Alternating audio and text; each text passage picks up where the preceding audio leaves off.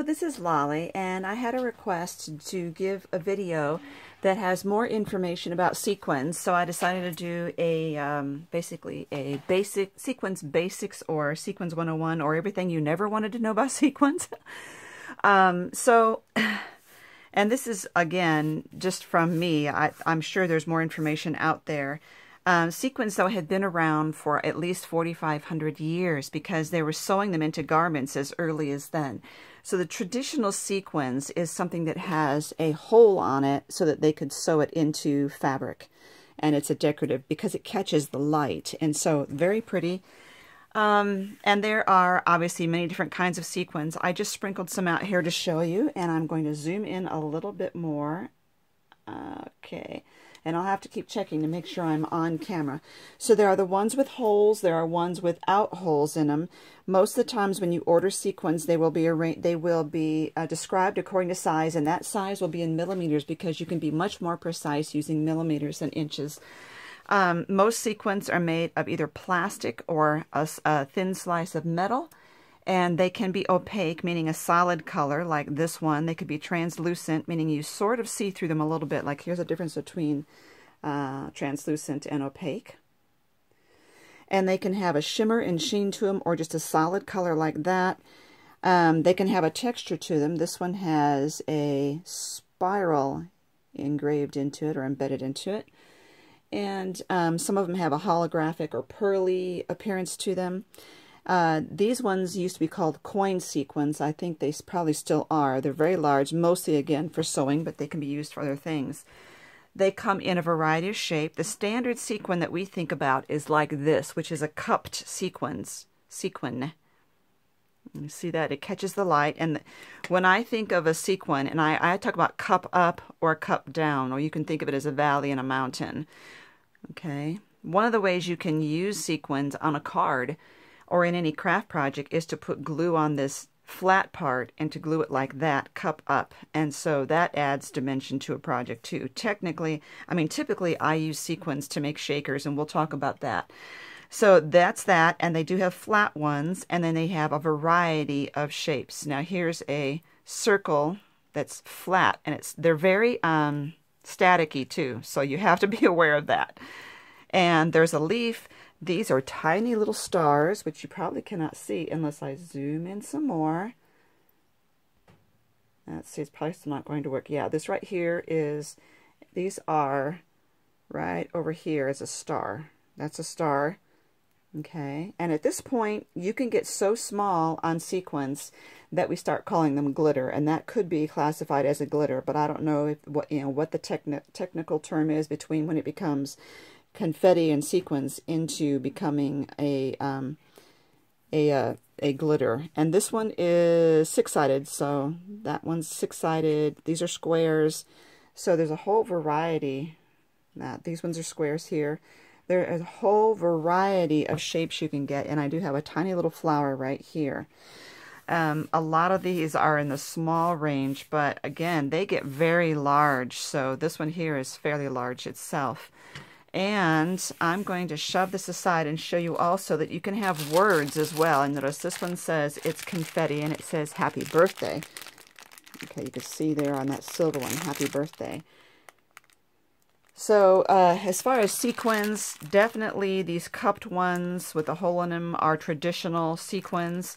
But we are calling a lot of this sequins when it could be classified as confetti. So I use the terms overlapping, just so you know.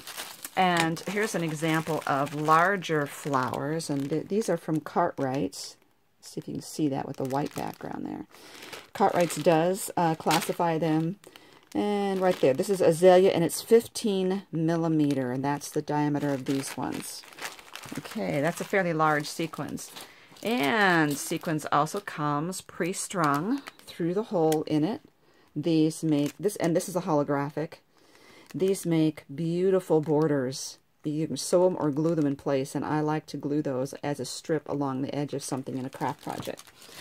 Okay, so making mixes. To make a mix, and I want to show you that a lot of times people are selling, or companies are selling, pre-mixed sequins. And so this is just a really good idea right here. I can see they're all about the same size, but you do not have to go with the same size. If you vary the size in your mix, it adds eye appeal to it. But notice this is all basically in the same color scheme. They're all turquoise. There's light, mediums, darks. There's some holographic. There's some very shiny metallic. There's some more opaque ones, and I think there's even some translucent ones in there. But as long as they're all in that same color scheme, it's beautiful.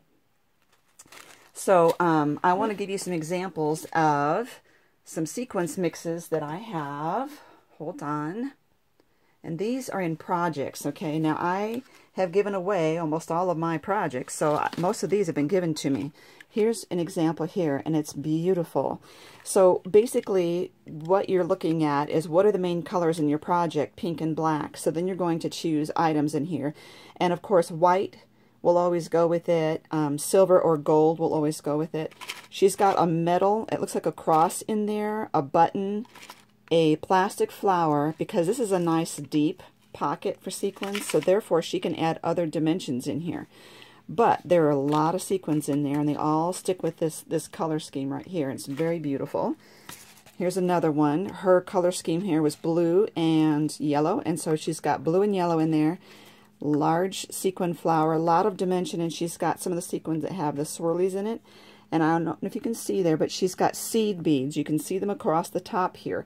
Seed beads are those tiny little, usually glass beads, and adding those not only adds eye appeal, but it also enables the sequin to shake around better. I mentioned before that they are pretty staticky.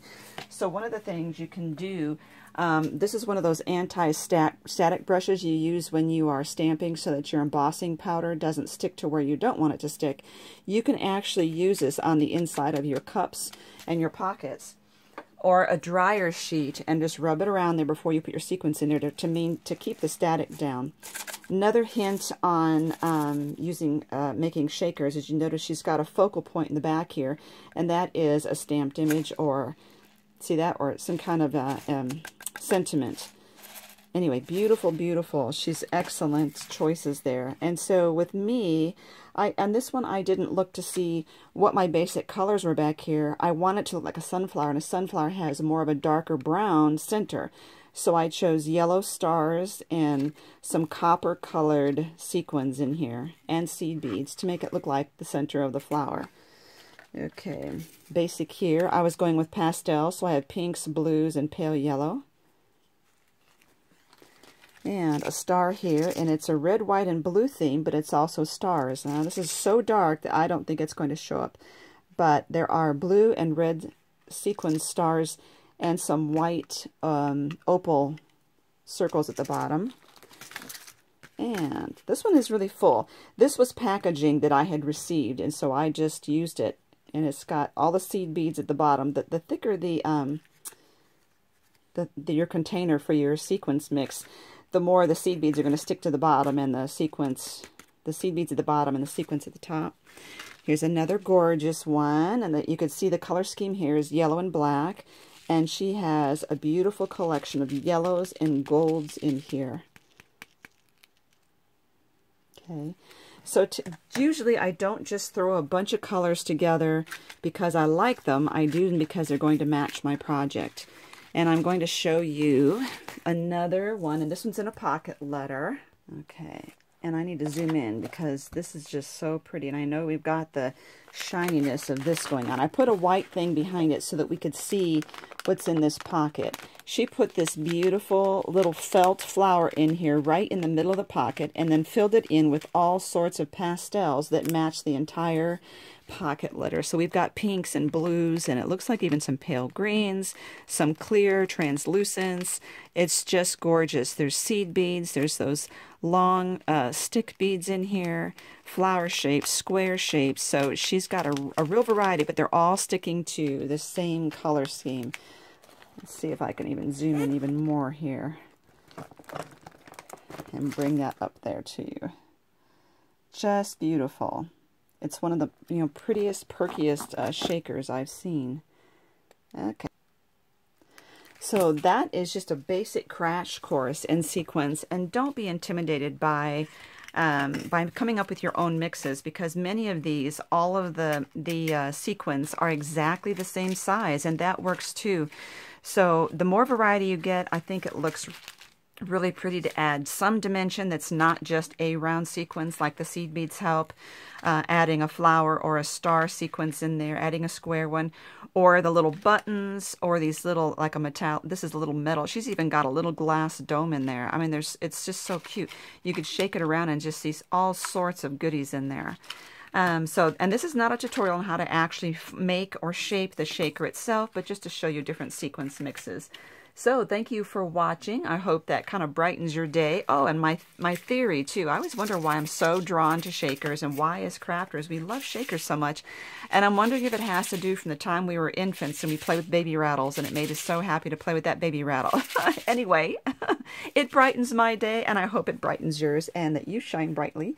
And thank you so much, Karen, for this beautiful, beautiful shaker memory decks card. I will give you links below to my storage system for my sequins, and also the group for memory decks cards too, because you notice that most of these were all memory decks cards. And thank you again for watching and supporting my channel.